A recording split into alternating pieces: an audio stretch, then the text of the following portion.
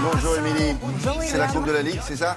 Oui. Bon, allez, On commence à avoir l'habitude. Le Paris Saint-Germain s'est imposé pour la 3e fois face à Toulouse en 11 jours. Le PSG ira donc en finale face à Lille pour la Coupe de la Ligue. Regardez, c'était hier donc au Parc des Princes face à Toulouse. Ça a été un peu poussif en première mi-temps. Il faut attendre le retour des vestiaires pour voir des buts. Ils ont été argentins. D'abord celui d'Ezequiel Lavezzi, bien servi par Adrien Rabiot juste après l'heure de jeu.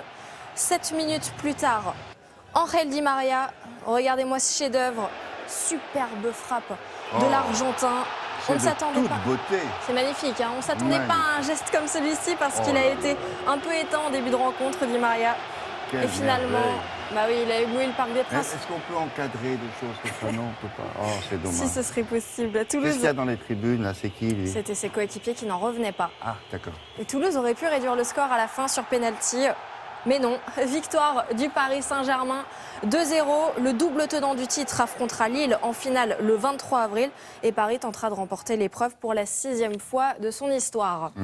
On passe au hand. Ah alors, non, là, ça va pas du tout. Bah non, malheureusement, l'équipe de France est éliminée de l'Euro. C'est l'image qu'on ne voulait pas voir. Regardez, défaite face à la Norvège. Donc la joie des Norvégiens qui accèdent aux demi-finales de cet Euro. Et l'équipe de France dépitée. Les Bleus en blanc ont été fébriles en défense et largement insuffisants en attaque. À l'image de Nikola Karabatic, auteur de seulement 3 buts. Ça n'a pas plu à leur entraîneur Claude Onesta, on le comprend. Hein. L'équipe de France qui détient la triple couronne d'Europe s'incline 28-24.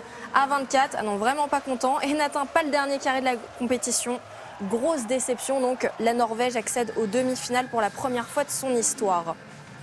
Déception aussi du côté de Melbourne. Décidément, Gaël Monfils quitte l'Open d'Australie en quart de finale.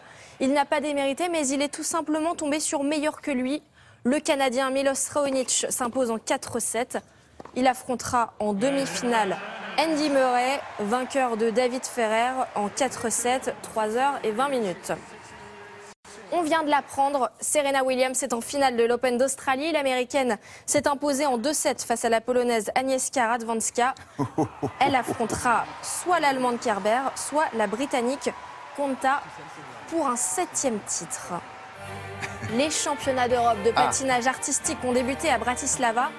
Très belle performance de la jeune Française Maë Bérénice Meïté. Elle a seulement 21 ans.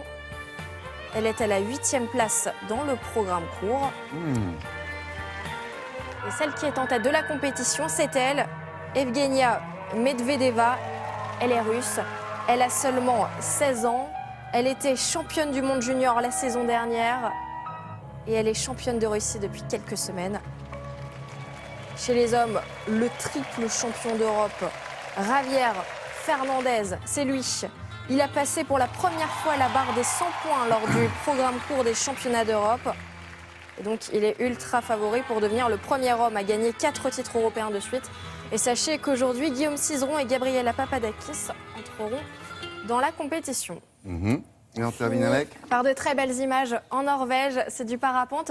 Regardez, c'est magnifique. L'Espagnol Horacio Llorens a profité de la présence d'une aurore boréale pour réaliser une vidéo hors du commun. C'est tourné à Tromsø, au nord du cercle polaire arctique. Donc, un défi très difficile à relever avec des vents de plus de 60 km/h. C'est combiné au froid, il faisait moins 15 degrés et en plus ça se déroule en pleine nuit. Et c'est un projet qui lui tenait à cœur car son cousin est décédé il y a 5 ans en faisant du parapente. Et donc il expliquait que voler dans les étoiles, c'était comme voler avec lui. Voilà pourquoi il tenait à ce défi. Donc là, il est au-dessus de l'eau. Il porte une combinaison qui peut lui permettre de tenir 20 minutes dans l'eau si jamais ça se passe mal. Bon, heureusement, tout s'est bien passé. Et vous le voyez, son aile, elle est équipée de projecteurs qui nous permettent de bien le voir dans la nuit. Oui, on dirait un trucage. Ah non, on n'a pas le décor derrière. Merci beaucoup, Émilie. On passe à autre chose, l'actualité du tourisme maintenant avec Isabelle Martinet.